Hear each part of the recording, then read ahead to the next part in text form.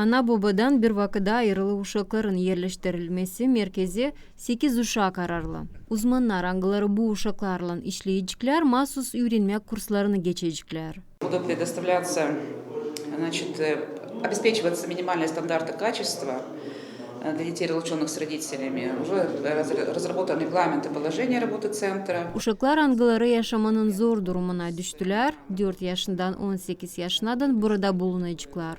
Şimdi remont işlerini geçiriyoruz. Merkezin reglamenti hazır. Tezde işçilere seçim konkursu yapılacak. Мы работаем в тесном сотрудничестве с администрацией Кабратского района и Примарии.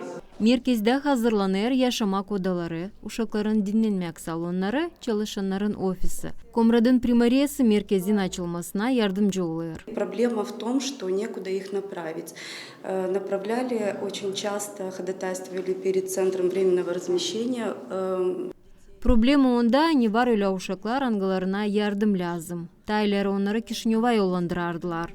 Orada bir zamanda çevirmediler ama Tays'la açan yerinde bu takım yer olacak. Вместе у нас будет такой центр, и думаю, что не будем больше сталкиваться с такой проблемой, куда распределить таких деток.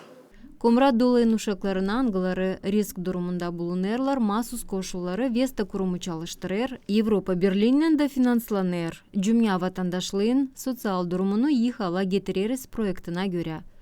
Svetlana Dimitrogla, Maya Sadovich, Vladislav Tabachuk, Alexey Gerchuk, GRT Haberler.